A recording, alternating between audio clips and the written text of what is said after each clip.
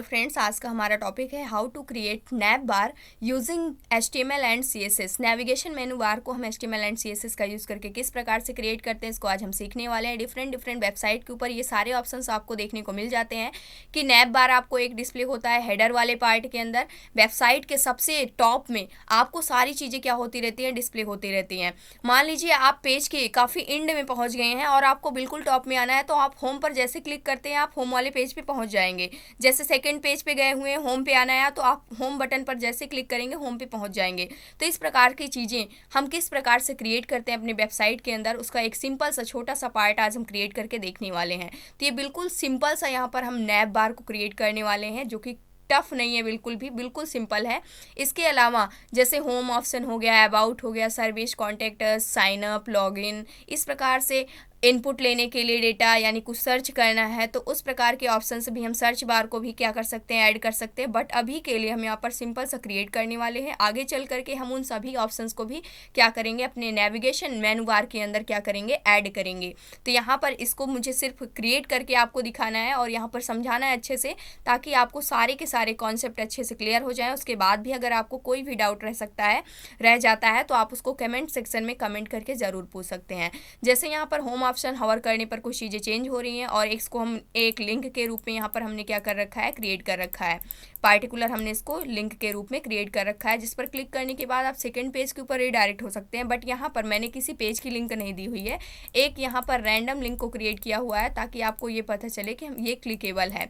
तो इसको हम किस प्रकार से क्रिएट करते हैं, क्रिएट करके सबसे पहले हम इसको देखने वाले हैं। HTML के अंदर यहाँ से हम बॉयलर प्लेट कोड को सबसे पहले हम क्या कर लेते हैं, जनरेट कर लेते हैं।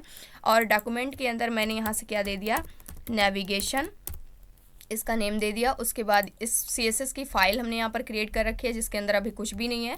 इसको हम क्या कर लेते हैं, लिंक कर लेते हैं अपनी CSS की फाइल को।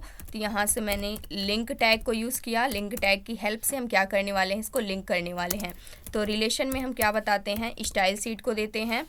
यहाँ से स्टाइल शीट का रिलेशन होता है, तो यहाँ से मैंने क्या दे दिया, स्टाइल शीट दे दिया। और लिंक के अंदर हम क्या पास करते हैं, अपनी CSS की फाइल की लिंक यहाँ पर पास करते हैं, नेविगेशन मेनू डॉट CSS। और इसको मैंने सेव किया। सेव करने के बाद पेज को रिफ्रेश किया तो अभी कुछ भी यहाँ पर डिस्प्ले नहीं हो रहा है।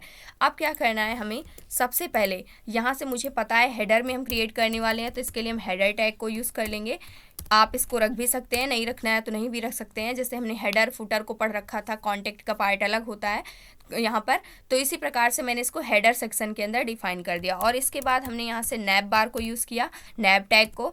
और इसके अंदर मैंने जो क्लास नेम लिया वो मैंने यहाँ से क्या ले लिया है, क्लास नेम इसका यहाँ से हम रख लेते हैं। जो क्लास नेम रखा वो यहाँ पर मैंने रख लिया नैव बार, सिंपल सा, क्योंकि नैव बार हम क्रिएट करने वाले हैं। अभी भी आपको यहाँ पर कुछ भी डिस्प्ले होना, यहाँ पर डिस्प्ले नहीं होगा, लेकिन यहाँ पर आपको ये नैव बार वाली एरिया क्या हो रही है, यहाँ पर अगर आप देखें तो ये डिस्प्ले हो रही है। तो यहाँ पर ये एरिया क्या है, हमारे नेविगेशन बार की एरिया है पूरी की पूरी।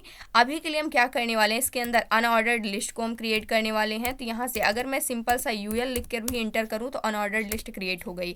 और इसके अंदर टोटली हमारे पास 4 ऑप्शंस थे। सबसे पहला हमारा था होम का, सेकेंड अबाउट का, थर्ड था हमारे पास यहाँ पर सर्विस का, एंड फोर्थ हमारे पास कॉन्टेक्ट्स का। तो लिस्ट आइटम के लिए मैंने लिस्ट आइटम यहाँ से एमिट को हम ले लेते हैं, मल्टीप्लाई 4 से मैंने कर दिया और इंटर कर दिया। तो 4 लिस्ट आइटम टैग हमारे पास क्या हो गए हैं, जनरेट हो गए हैं। इसको रिफ्रेश किया तो यहाँ पर कुछ भी चेंज नहीं हुआ अभी के लिए। और इसके अंदर हम क्या करने वाले हैं, चीज़ों को क्रिएट करने वाले हैं। तो अभी के लिए मैंने इसको भी क्या कर लिया, यहाँ से सेव कर लिया। और यहाँ से स्टाइल शीट मैंने इसको दिया हुआ है, नैव बार मेनू यहाँ पर डॉट CSS, इसको मैंने पूरी तरीके से लिंक कर दिया है। और इसके अंदर हम क्या करने वाले हैं, एंकर टैग को क्रिएट कर लेते हैं। एंकर टैग के अंदर href के अंदर मैंने यहाँ से एक सिंपल से लिंक के रूप में इसको जनरेट कर दिया। और फर्स्ट हमारा क्या ऑप्शन रहेगा, होम का रहेगा। सेव किया। सेव करने के बाद पेज को रिफ्रेश करेंगे तो यहाँ से होम का जो ऑप्शन है यहाँ पर क्या हो रहा है, हमारे पास डिस्प्ले हो रहा है। अभी जो चीज़ें हैं कुछ यहाँ पर कुछ इस प्रकार से डिस्प्ले हो रही हैं, कुछ उल्टी सीधी चीज़ें हमें क्या हो रही हैं, यहाँ पर डिस्प्ले हो रही हैं। क्यों ऐसा हो रहा है, इसको सबसे पहले हम चेक करते हैं। यहाँ से मैंने रिलेशन में क्या दिया हुआ है, स्टाइल शीट, इसको हम फिर से करेक्ट कर लेते हैं। स्टाइल शीट मैंने यहाँ से दे दिया। और यहाँ से नैव बार मेनू हम क्रिएट कर रहे हैं, तो ये हमारा नैव बार मेनू नहीं होने वाला है। यहाँ से हम इसको ले लेते हैं, हमारा नेविगेशन बार मेनू होगा। जो मैंने फाइल यहाँ पर लिंक की हुई है वो रॉन्ग है। यहाँ से हमारा होगा नेविगेशन मेनू बार। और इसको मैंने सेव किया। सेव करने के बाद पेज को रिफ्रेश किया तो अब यहाँ पर चीज़ें क्या हो गई हैं, बिल्कुल करेक्ट हो गई हैं। यहाँ से होम आ गया। इसके बाद अब मुझे किसका ऑप्शन क्रिएट करना है, इसके बाद हमें अबाउट का सेक्शन चाहिए। तो यहाँ से HREF के अंदर सबसे पहले हम क्या रख लेते हैं, यहाँ से हैज़ को हेडिंग के रूप में, एंड उसके बाद हम यहाँ पर क्या करने वाले हैं, अबाउट को क्रिएट कर लेते हैं और इसको सेव किया। सेव करने के बाद अब अगर पेज को रिफ्रेश करेंगे तो अबाउट का भी सेक्शन ऐड हो गया है। इसी प्रकार से नेक्स्ट सेक्शन को हम ऐड करने वाले हैं एंकर टैग के अंदर। यहाँ से इसको भी हम एक लिंक के रूप में जनरेट कर लेते हैं और हैज़ दे दिया यहाँ से, और यहाँ से मैंने सर्विस, और इसको भी सेव किया। सेव करने के बाद पेज को रिफ्रेश करेंगे तो सर्विस भी आ चुकी है। और उसके बाद मुझे क्या करना है, यहाँ से एक और एंकर टैग को लेना है और यहाँ से मुझे क्या कर देना है, HREF। इसके अंदर मुझे क्या सेट कर देना है, हैज़, और इसके बाद कॉन्टैक्ट अस। इस प्रकार से सभी के सभी ऑप्शंस क्रिएट हो गए हैं। अगर आप कुछ और ऑप्शंस भी ऐड करना चाहते हैं तो आप ऐड कर सकते हैं, sign in, sign up, log in, कुछ भी ऐड कर सकते हैं। बट यहाँ पर जो हमारा HTML था वो पूरी तरीके से क्या हो गया है, कंप्लीट हो गया है। तो इस प्रकार से जो हमारा यहाँ पर अभी के लिए जो हमारा नैप बार है कुछ इस प्रकार से डिस्प्ले हो रहा है, बट इस प्रकार से नहीं होना चाहिए। तो इसके लिए हमें CSS को इम्प्लीमेंट करना होगा, जो कि काफ़ी इंपॉर्टेंट पार्ट होता है किसी भी वेबसाइट का। CSS किस प्रकार से एक अच्छे लेआउट में आप उसको क्या कर सकते हैं, यहाँ पर डिज़ाइन कर सकते हैं। तो सबसे पहले जो यहाँ पर हमारा नैप बार है, इसके लिए हम क्या सेट करने वाले हैं, जो हमारा नैप बार है इसके लिए हम बैकग्राउंड कलर सेट करके देख लेते हैं। तो यहाँ से डॉट और नैप बार लिया मैंने, और यहाँ से इसके लिए हमने बैकग्राउंड कलर क्या सेट कर दिया, टू ग्रे कलर सेट कर दिया। और यहाँ से मैंने पेज को रिफ्रेश किया तो जो हमारा यहाँ से नैप बार है वो कुछ इतनी एरिया को क्या कर रहा है, यहाँ पर ऑक्युपाई कर रहा है। इसके आउटर एरिया में अगर आप देखें तो पैडिंग मार्जिन इसको मिल रही है। पैडिंग मार्जिन को हम हटाना चाहते हैं, जिसके लिए हम क्या करेंगे, यहाँ से हम यूनिवर्सल सेलेक्टर को लेंगे और जो भी पैडिंग है बाय डिफ़ॉल्ट, जो भी पैडिंग है उसको हम 0 सेट कर देंगे, एंड बाय डिफ़ॉल्ट जो भी मार्जिन है उसको भी हम क्या कर देंगे, 0 सेट कर देंगे। ये अच्छा तरीका होता है जब भी आप किसी भी वेबसाइट को डिज़ाइन करते हैं तो उस कंडीशन पे जितनी भी पैडिंग एंड मार्जिन होती है बाय डिफ़ॉल्ट, उसको हटाने के लिए आप उसको क्या सेट कर सकते हैं, 0 सेट कर सकते हैं। तो यहाँ पर 0 हो गई है। अब क्या करना है हमें, अब यहाँ से जो हमारा नैप बार था इसके लिए मैंने बैकग्राउंड कलर यहाँ पर क्या कर दिया है, सेट कर दिया है। और यहाँ से जो बैकग्राउंड कलर है, ये जो हमारा बॉर्डर है चारों साइड का अगर आप देखें तो यहाँ पर जो भी इसके अंदर लिस्ट है हमारे पास, यानी कि हर एक इंडिविजुअल लिस्ट है, इन सभी को मुझे सेम लाइन के अंदर ले आना है। क्योंकि अभी ये ब्लॉक है, इसको हमें इन लाइन बनाना है। तो हमने इसको पढ़ा हुआ था कि जो भी हमारे लिस्ट आइटम है नैप बार के अंदर, जो भी हमारे लिस्ट आइटम है, इसको मुझे डिस्प्ले प्रॉपर्टी क्या सेट कर देनी है, यहाँ से इनलाइन ब्लॉक सेट कर देनी है। उस कंडीशन पे ये सारे के सारे ऑप्शंस एक सेम लाइन के अंदर आ जाएंगे, जैसे कि यहाँ पर आप देख सकते हैं, home, about, service, contact us, इस प्रकार से क्या हो चुके हैं, आ चुके हैं। यहाँ पर अगर आप देख पा रहे हैं तो इस प्रकार से क्या हो रहा है, यहाँ पर डिस्प्ले हो रहा है। अगर मुझे यहाँ पर अगर आप देखें तो जो बुलेट के सिंबल थे वो ऑटोमेटिकली हट चुके हैं, लेकिन यहाँ से अंडरलाइन जो है वो रिमूव नहीं हुई है। तो अंडरलाइन किसके ऊपर लगी हुई है, जो हमारे लिस्ट के अंदर जो हमारे एंकर टैग हैं। तो अंडरलाइन को हटाने के लिए हमने पढ़ रखा है कि जो टेक्स्ट डेकोरेशन प्रॉपर्टी होती है नैप बार के अंदर, जो लिस्ट है उसके अंदर जो एंकर टैग है, उसके अंदर जो हमारे टेक्स्ट में डेकोरेशन है उसको हम क्या सेट कर देंगे, नन सेट कर देंगे। जैसे टेक्स्ट डेकोरेशन आप अंडरलाइन देना चाहते हैं तो मैंने इसको नन सेट कर दिया, उस कंडीशन से अंडरलाइन क्या हो चुकी है, रिमूव हो चुकी है। अब नेक्स्ट काम हमें क्या करना है, जो भी हमारी लिस्ट है इसके लिए हम क्या सेट करना चाहते हैं, मार्जिन देना चाहते हैं, ताकि हमारे एलिमेंट जो भी हैं यहाँ पर अगर आप देख पा रहे हैं सारे ऑप्शंस अच्छे लेआउट में डिस्प्ले हो सके। तो इसलिए लिस्ट के अंदर आएंगे अपने, और यहाँ से हमने इसको मार्जिन सेट कर दिया। टॉप साइड से हम इसको मार्जिन 12 पिक्सल्स के इक्वल दे देते हैं, और लेफ्ट एंड राइट साइड से थोड़ा ज़्यादा मार्जिन देना चाहते हैं, इसको मैंने 19 पिक्सल्स के इक्वल मार्जिन सेट कर दी। सेव किया, सेव करने के बाद पेज को रिफ्रेश किया तो यहाँ से मार्जिन क्या हो चुकी है, मिल चुकी है। हमारे एलिमेंट को 100% पे रखते हैं तो कुछ इस प्रकार से जो हमारे एलिमेंट है वो क्या हो रहे हैं, यहाँ पर जो हमारा नैप बार है वो डिस्प्ले हो रहा है।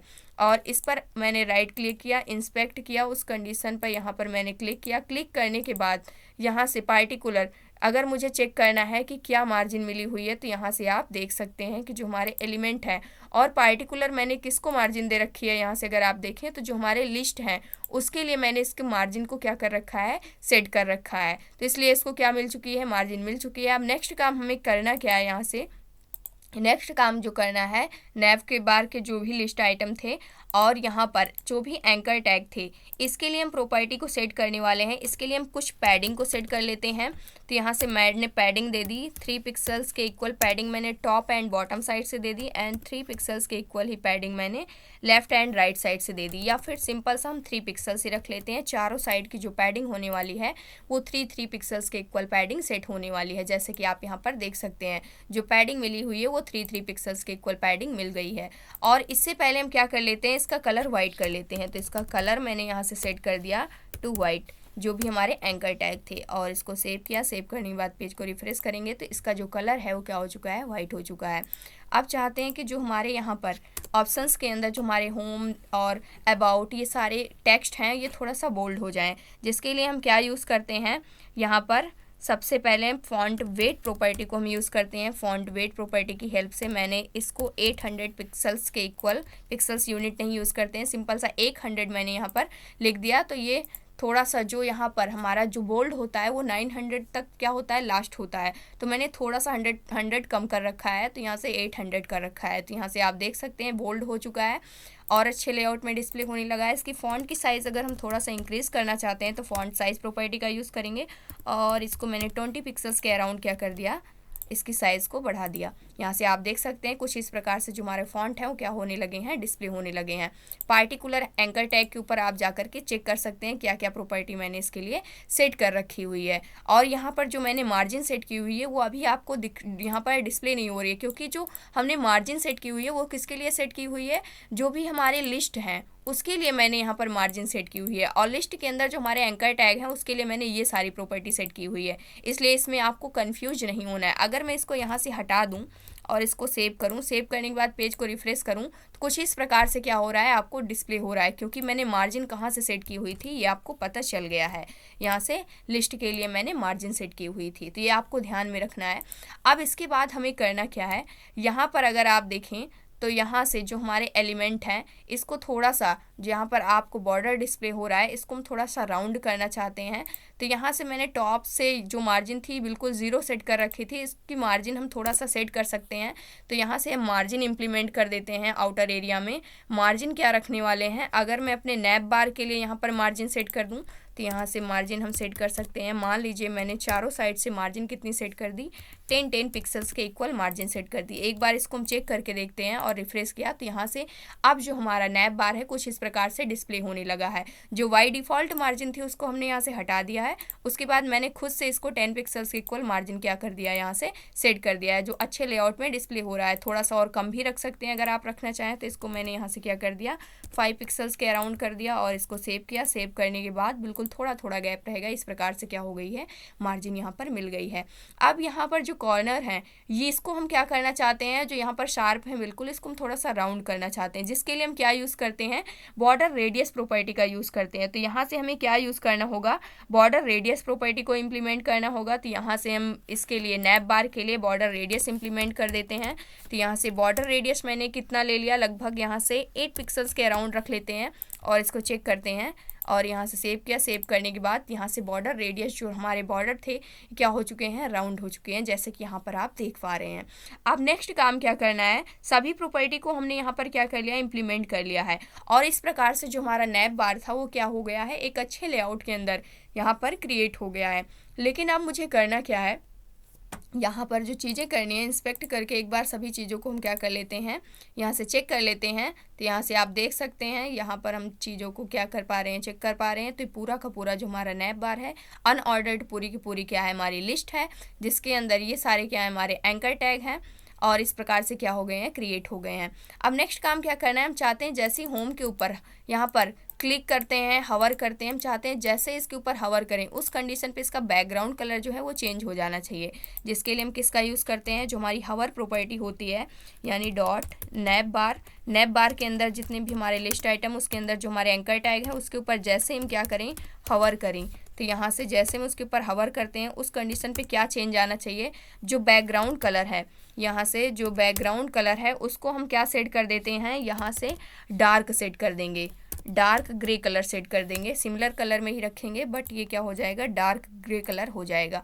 सेव किया, सेव करने के बाद अब जैसे ही हवर कर रहे हैं उस कंडीशन पे अगर आप देखें तो यहाँ पर बैकग्राउंड कलर क्या हो रहा है, चेंज हो रहा है। इस प्रकार से अगर हम इस पर कुछ और चीज़ें चेंज करना चाहते हैं, मान लीजिए मुझे फ़ॉन्ट की फैमिली चेंज करनी है, तो हम हवर करने के बाद फ़ॉन्ट फैमिली क्या होनी चाहिए, मान लेते हैं मुझे यहाँ से क्या चाहिए, क्यूरियर न्यू, इस प्रकार की कुछ फ़ॉन्ट की स्टाइलिंग चाहिए। तो यहाँ से क्यूरियर न्यू मैंने यहाँ से क्या कर दिया, सेट कर दिया। कंट्रोल जेड कर लेते हैं एक बार, और उसके बाद इस पूरे को यहाँ से हम नहीं लेंगे, सिंपल सा इतना ही हम रखने वाले हैं। और इसको सेव किया, सेव करने के बाद पेज को रिफ्रेश किया। हवर करने पर इसका आप फ़ॉन्ट का स्टाइल भी आप क्या कर सकते हैं, चेंज होते हुए देख सकते हैं, बट मुझे ऐसा कुछ भी नहीं करना है यहाँ से, इसलिए हम क्या कर दे, इसको हटा देते हैं। और मैं चाहती हूँ कि यहाँ पर जैसे हम इसके ऊपर हवर करें उस कंडीशन पे जो यहाँ पर आउटर एरिया है, अगर आप देखें तो एक बॉक्स के रूप में यहाँ पर क्या हो रहा है, डिस्प्ले हो रहा है। मैं चाहती हूँ कि एक राउंड शेप में ये भी डिस्प्ले हो, तो इस कंडीशन पे हम यहाँ पर बॉर्डर रेडियस प्रॉपर्टी को भी यूज़ कर सकते हैं। तो बॉर्डर रेडियस हमने यहाँ पर क्या सेट कर दिया, 5 पिक्सल्स के अराउंड बॉर्डर रेडियस सेट कर दिया। उस कंडीशन पे अभी तक हवर करने पर इस प्रकार से सेफ हमें डिस्प्ले हो रहा था, लेकिन अब अगर आप देखें तो एक अच्छे लेआउट में क्या हो रहा है, यहाँ पर सेफ डिस्प्ले हो रहा है। तो इस प्रकार से हमने क्या किया है, यहाँ से जो हमारा नैप बार होता है उसको हमने क्रिएट करके देख लिया है। अगर आप इस पर पैडिंग मार्जिन 100% पे इस प्रकार से जो हमारा नैप बार होगा वो क्या होगा, डिस्प्ले होगा।